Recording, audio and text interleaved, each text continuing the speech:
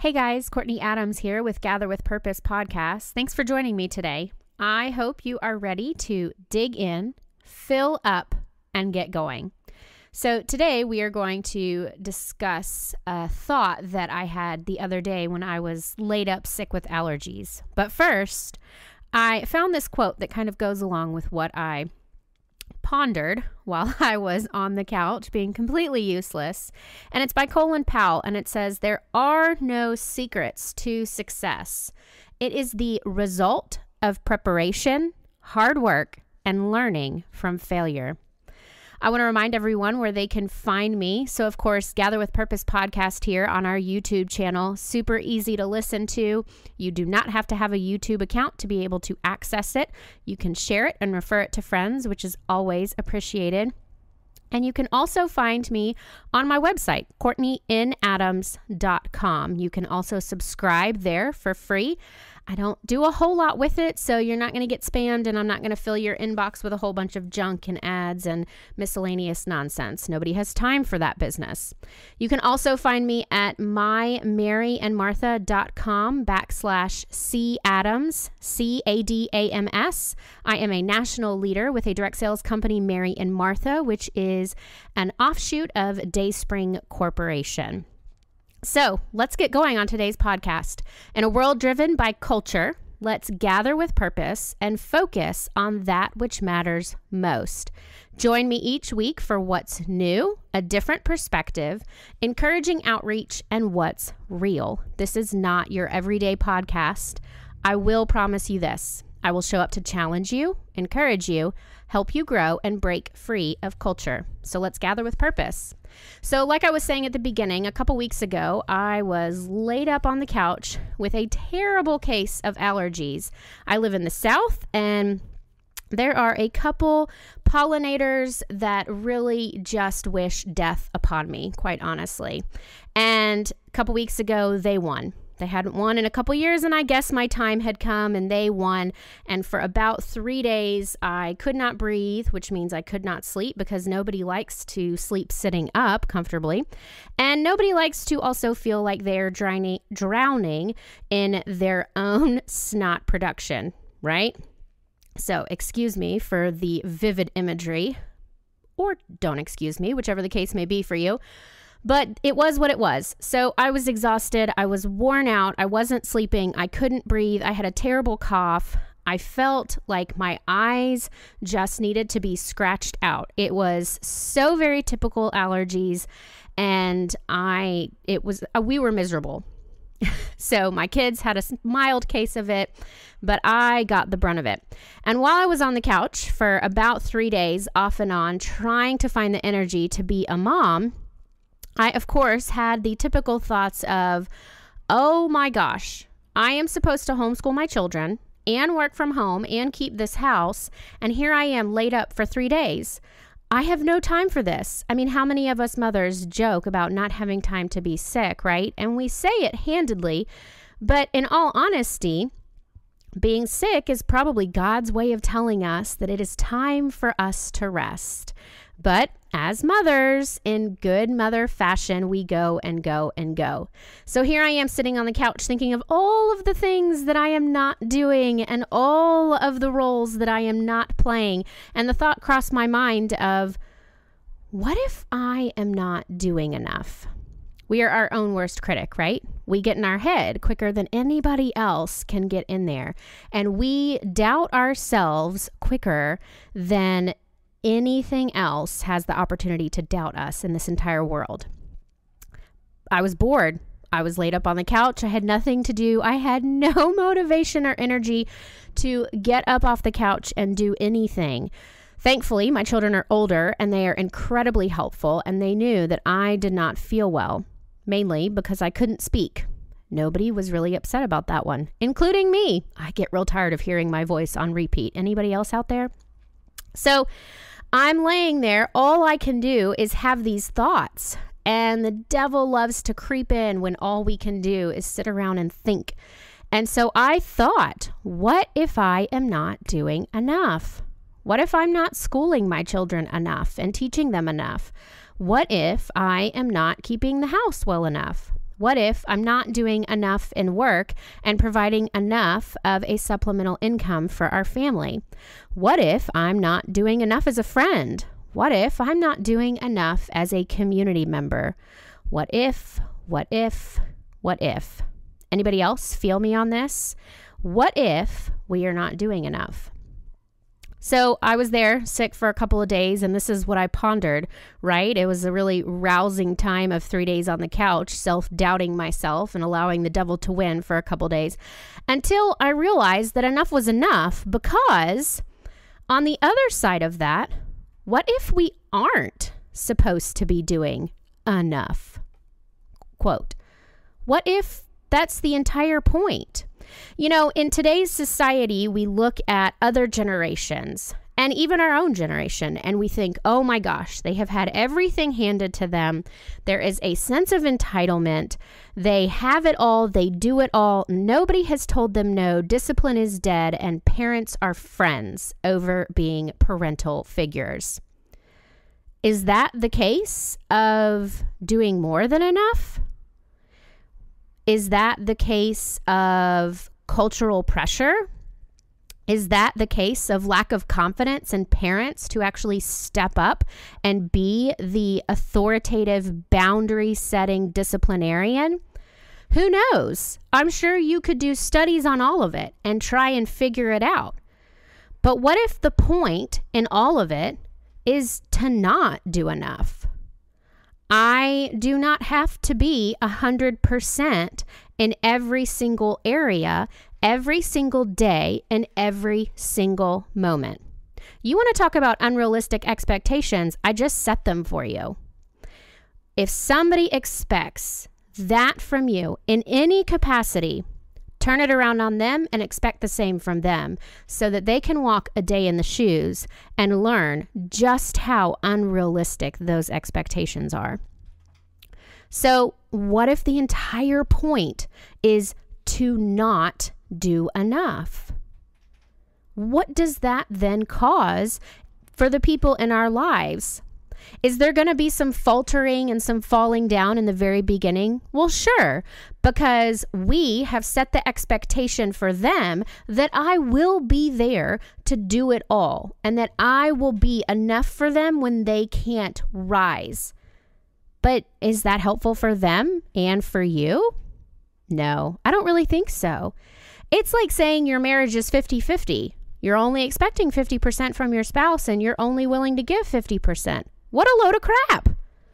Like, why would you only want your spouse to rise 50%? Why would your spouse only want you to rise to 50%? Nobody wants that in a relationship. So what if the idea of, am I doing enough? What if that is enough? What if realizing that we are not supposed to be all of the things in all of the available capacity at all of the times? What does that do? Well, it causes your people around you to rise to the occasion. It causes you to reevaluate your priorities. It allows you to say no. Did you know that NO period is a sentence? Legit. You can say no gracefully and walk away. You can say no gracefully and move on. You do not have to explain yourself when you say no. I am giving you that permission if you need it. It reminds your people that you cannot and will not do it all for them, that you expect greater from them, that you know they have the capability and the ability to rise to the occasion. If it's something that they need to have met, it will also help them realize what needs to be prioritized. Because if we are always there to be the enough for them, when they can't even be enough for themselves, do they learn what they truly value? Do they learn what truly matters? No, I don't think so. I don't think they do, because they're never given the opportunity to realize what matters most to them, what they are passionate about, what they want to fight for, and where they single-handedly want to show up for themselves. So the idea of, am I doing enough? That idea is enough. You aren't supposed to be all of it for somebody else, which is a really beautiful and freeing idea for you. And it also is really kind of liberating for the people around you, because there is this new expectation that is clearly delineated in communication, in verbiage, in actions, in lack of actions, that gets seen through the lack of you being the one that shows up all the time in all the ways and all the capacities. It also avoids you being looked at as the most perfect pedestal being in that circle.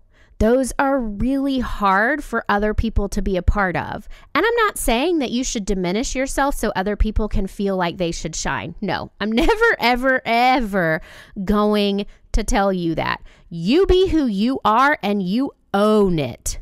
Hands down, without a doubt, you rock it. I am here for that every single stinking day of the week. However, I am not here for you doing more than your share. You are not responsible for somebody else's share when they are completely capable of handling it themselves. And please don't tell me that they're children and they can only do so much. Well, if that's the case, then we need to stop signing them up for things that they can't handle. We live in a culture that praises busyness and puts it on a pedestal and raises it up and makes it seem like if you're not busy, you're lazy. No, lack of having something to do is not laziness. Lack of having something to do is opportunity for imagination. So we need to remember, as mothers, as friends, as wives, as community members, as members of the board, whatever else role you want to add to this, we have got to remember that we are not responsible or in charge of being the one that does more than our fair share of enough. So let's make this a little bit personal. So while I was on the couch having these thoughts, I'm thinking, okay, am I doing enough school with my children? And the reason this crept in was because I couldn't talk. Well, half of our schooling is me doing a whole bunch of reading from good books with our children. It's one of our favorite things of the day, and I personally really love it. Well, they could still handle, some of their workbook stuff, and they could still practice their handwriting and things like that. They could also have quiet time reading. They could also do outdoor PE, and they were still perfectly capable of handling their chores. These are all things that are expected of them. I have 3 children and a husband. I am not responsible for washing everyone's britches and making sure that everyone has britches when they need them. Women, please hear me on this. You have a grown man living in your house. He is perfectly capable, okay? I believe in 100% from the wife and 100% from the husband. If the husband is not willing to wash his britches, then he is 100% out of clean underoos. So anyways, I'm sitting on the couch. Thank you for coming to my TED Talk, by the way. I am sitting on my couch and I am realizing that we are going to have probably a full week of no reading on the couch time. And this makes me really sad. Well, in walks the devil ready to handle this sadness. And he reminds me that this is a vital part of our school and it's about half of our everyday schooling. And so I think, am I doing enough with my kids? And after about the second day of pondering this thought and getting really sick and tired of thinking about the same old thing, I realize I have readers. I have these children that can read, and it's beautiful. And while I might not be able to read, they can. And so I, in my own capacity, am putting all of this stress upon myself to be the one that can only do this one thing. I think in my arrogance that I can only be the one to read my children these books. When no, I am doing enough, and I'm actually doing more by having them read these books to us as a group. They are learning how to read in front of their peers. They are learning how to get good feedback and critiquing from myself and their siblings in what went well when they read to a group. You know, things like slow down in between the sentences, make sure you're enunciating, put emphasis on exclamations, make sure you read questions with a questioning tone, all of these things. Guys, they aren't only going to learn those things from me reading. A lot of us are learners by doing. And so here I am thinking I am not doing enough for these 3 days because I can't read to them because I have no voice, when really I have been letting all of us down for the past school year by thinking that I arrogantly, all on my own, need to be the only one that reads to these children each and every day. So what was meant to try and take me down on a particular topic and veer me off course of where we're at in our school year, an amazing school year, by the way. Thank you for the end of 2020 school year, for us changing courses and figuring out what mattered most in our school day. Anyways, I realize that I am doing more than enough, and that really I need to allow them to rise to the occasion and to do more for all of us in these communal type settings. Moms, your children crave these opportunities. They get seen, they get heard, they get noticed, and children are just as egotistical as adults. Where do you think they learn it from? They love things like this, even your shy ones. And you know what? It builds confidence in your shy ones. We do not have to do and be all of the things to feel like we're doing enough. We joke as moms. Today, we kept the kids alive. And you know what? Sometimes, sister, that is all we need to do for the day. And it is by the grace of God and a miraculous event and worth celebrating at the end of the night when they're all asleep in bed and they've been asleep for 30 minutes and you stinking miss their faces, right? Like, can I get a hashtag motherhood amen on that one right there? Guys, we have got to let our children step in and shine for us to then realize that we are doing more than enough. We are never going to see the fruits of our labor if we continue to overcompensate, take care of, come up behind, and be more than enough for our children. We will never see the fruits of that labor. We will always wonder, am I doing enough? Why do you want to wonder that? Wouldn't you love to see the fruits of your labor? Wouldn't you love to know that you are sending your child out into the world ready to conquer this crazy thing that we call life? Wouldn't you love to know that they are not going to jump straight in to the waterfall of culture and instead they'll swim upstream? I would much rather know that I am not doing enough for my children so that I can see that what I did was enough for my children. And what I mean by that is the holes that I didn't fill in, they filled in themselves with what they needed from them. They needed to fill in those holes with what mattered most to them. They needed to find their passions. They needed to figure things out in some cases. They needed to fall flat on their faces and learn hard life lessons. They needed to remember the basic of things, like taking a water bottle to baseball, my sweet middle son. Mamas, we were not blessed with the opportunity to become moms so that we could do it all and be all the things and compensate and overcompensate. We were giving the blessing of motherhood so that we could fill them up as best we could, teach them how to fill their own cups, and then send them out into the world, knowing that we did the best we could in teaching them how to be enough for themselves. Because if they do not feel like they are enough for themselves, where are they going to fill up? They are going to fill up with the world.